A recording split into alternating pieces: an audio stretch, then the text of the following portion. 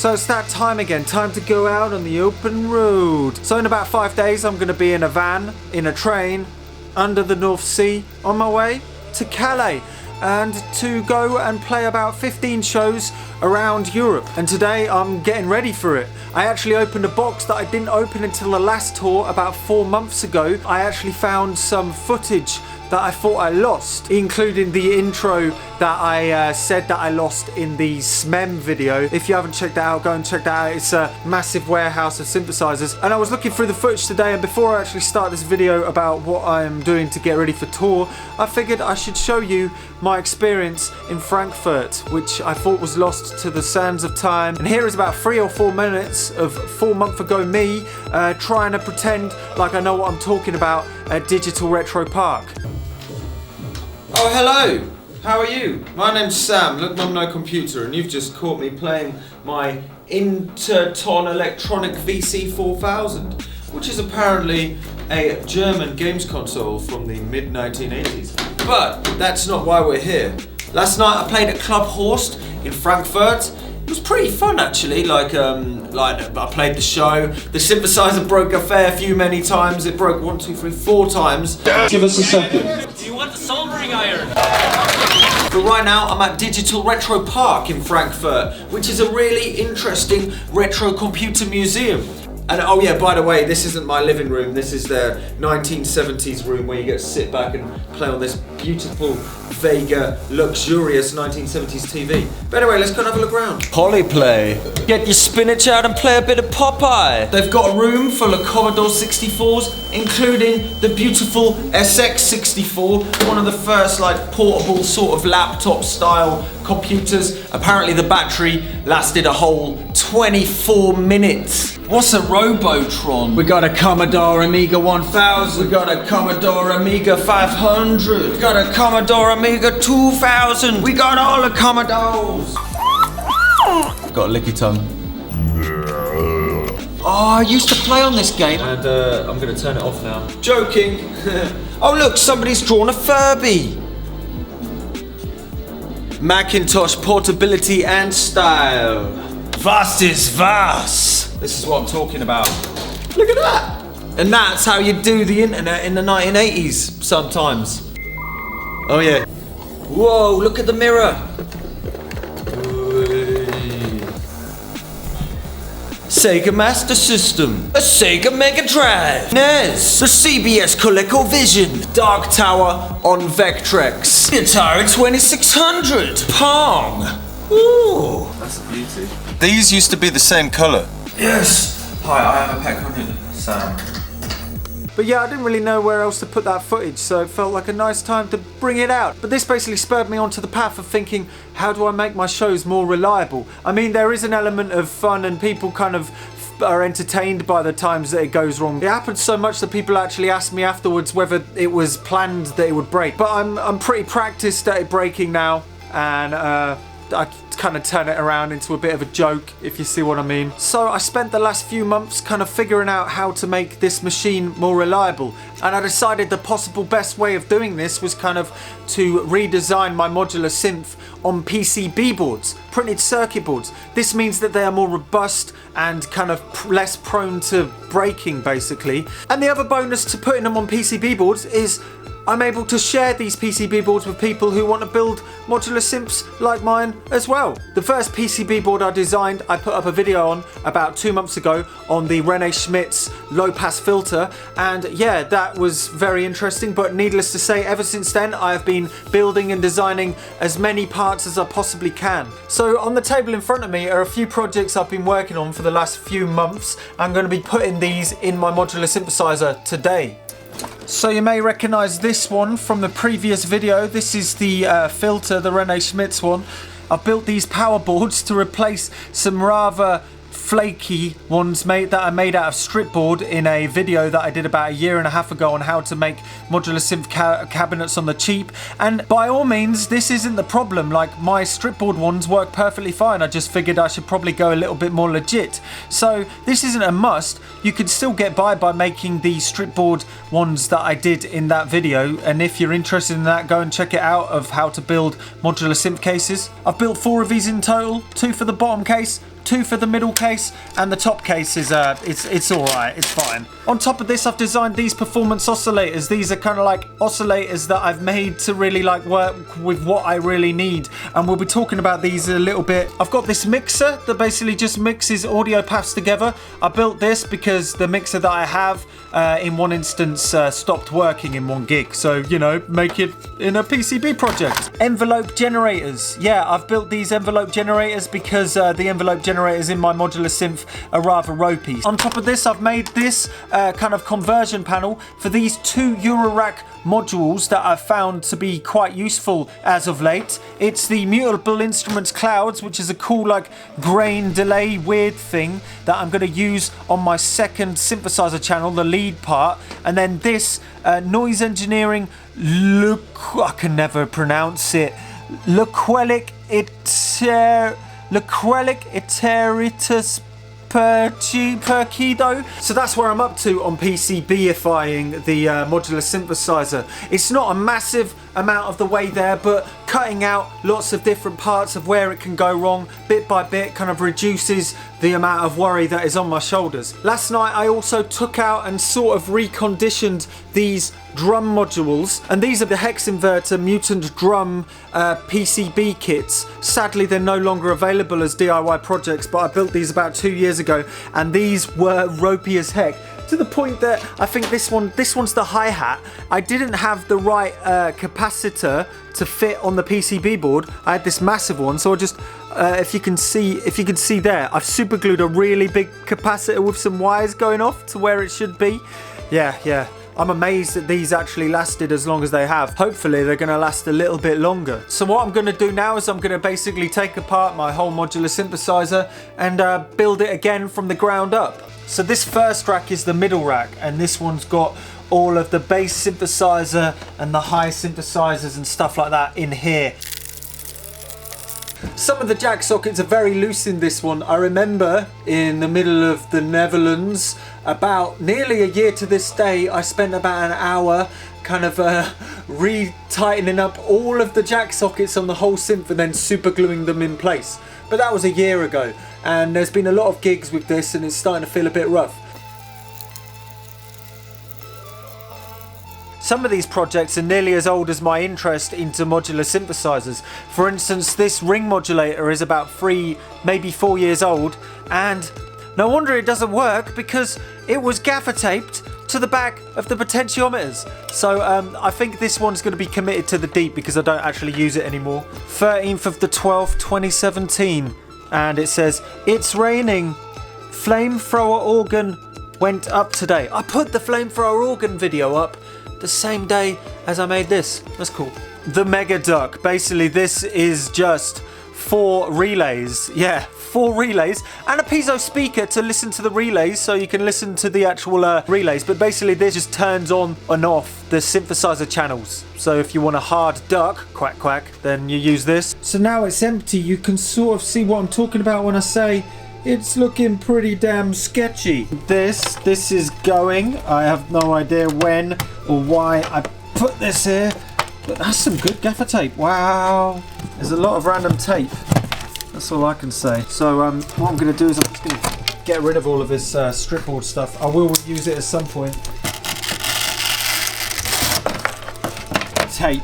I used tape to actually tape in some of the connectors because they were a bit loose. So this case was at the back of the van one day and the door opened and it fell flat, and this is one of the problems that happened, is it snapped.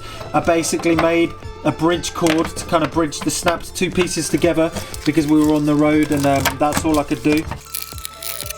The other thing I'm going to be doing is changing the way that I plug the power supply into the actual case. So these are the new power supplies that I'm using. Dontronics 12 volt AC 3 amps. What I've been doing is I've been using these, snipping off the connectors and replacing them with jack sockets because they don't fall out as easily. What happens is when you plug a jack socket in is they spark when you plug them in because they make a slight little short circuit whilst you're plugging them in, which is no good at all.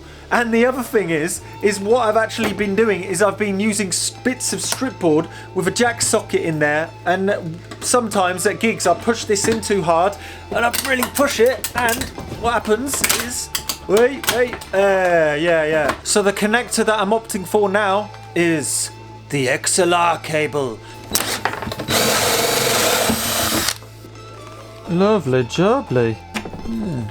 Nice. But look at all that crap. This is all of the random stuff that has been just sitting in here from various repairs and stuff that have happened. I can see why it keeps on breaking, because it's been built by an absolute butterfingers.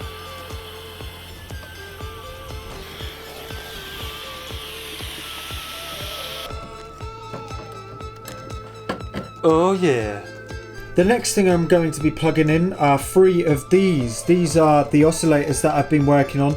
They're based on the CEM3340 chip, the same as the simple oscillator that I designed. The video link is in the description for that stripboard layout, and it's got a lot of improvements. Basically, it has a tuner for each oscillator. I found tuning to be a very difficult thing to be doing on tour, especially trying to find out which oscillator specifically is out of tune. So I decided, why not just put tuners on every single oscillator?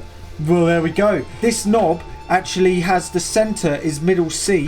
You turn it up and you turn it down, you can reach every single note within the octave, and then there's all of the octaves up here, and then all of the outputs here. I think it's quite a neat design, and there'll be more information on this in December when I actually bring out the PCB boards for these.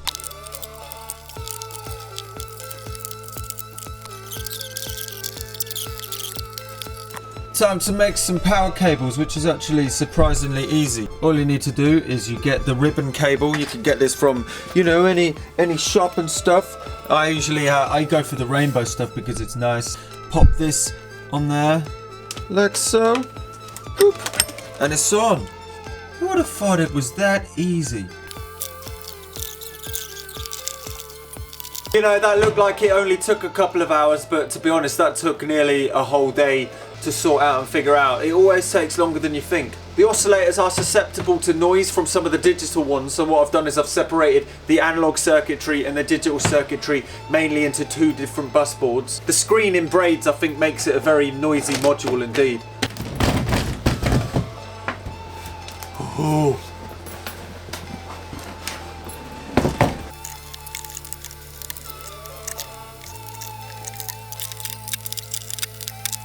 A few hours later, and case number 2 is down, the drum case. So yeah, I'm not going to be doing the top case because I've run out of bus boards and it doesn't really break. So here we have it, what I'm going to be taking on the road as far as modular synthesizers go anyway. I'd say I've probably replaced about 30% of it with more reliable parts, which isn't a massive amount, but I've been concentrating on the things that keep on going wrong. So they're out of the question now. Except for the snare, that's still being iffy, but I've had a look through it and I think I should have it fixed until I have my solution, which you'll see about in a few months. It's pretty cool.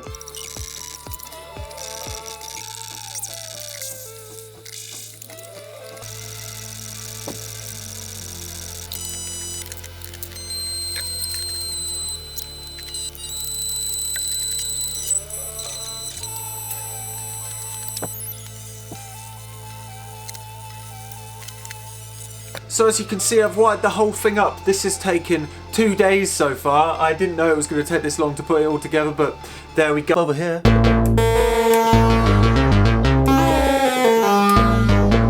Even the drums. So under this mush of wires are the oscillators with the tuners in them. Look at that. Oh no, one of them's slightly out of tune. I still need to work on the actual little lights in the code. It's still not 100% perfect, but you're gonna get the idea. So if I play C, they go to C. You can see that, right? I've been playing on them this morning, kind of making them go out of tune and then pulling them back into tune with the mute button on and then listening to it. And yeah, luckily it's all pretty damn in tune. I'm pretty chuffed with that.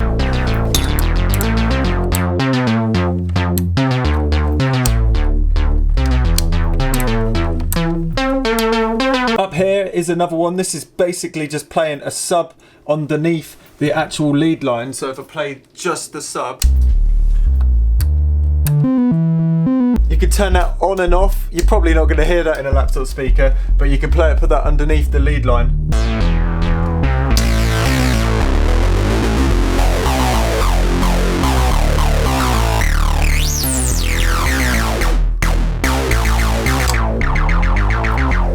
Sweet! Up here, I've actually got this noise engineering Loquelicataritas Persido? I don't know how to actually pronounce it. I'm not sure how you actually say that. But basically, this is just acting as like a transient on top of the bass line.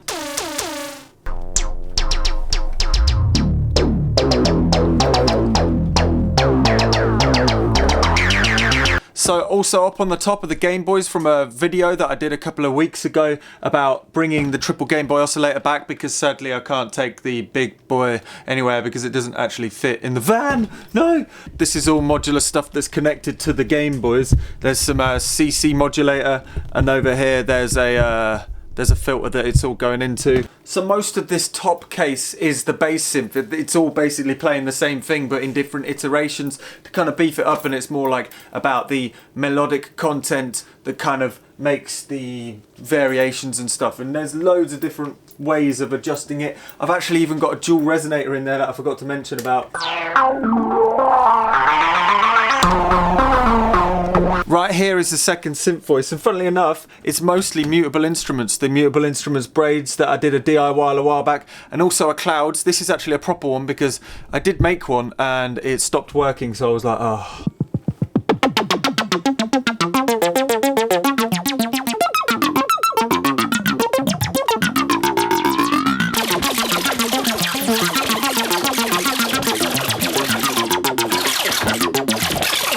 The drum setup is largely unchanged, and that's because I kind of run out of time and I wasn't able to actually design any new kind of drum sounds because I'm not too keen on the snare kind of setup I have at the minute and stuff like that, but needs must. I was concentrating too much on like making everything in tune upstairs that downstairs is just kind of like standard, really. You've got a few different kick drums.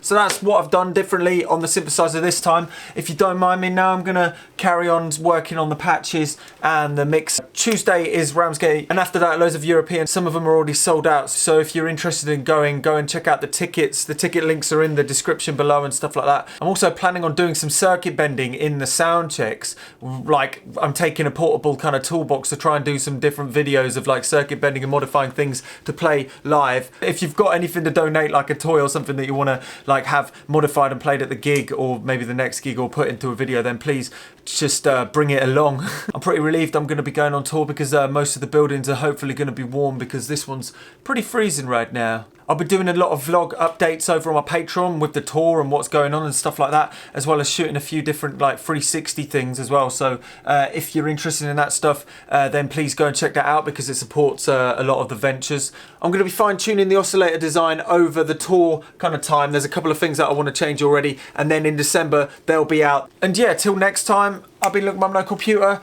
Don't forget to subscribe and don't be scared to try it. Boop.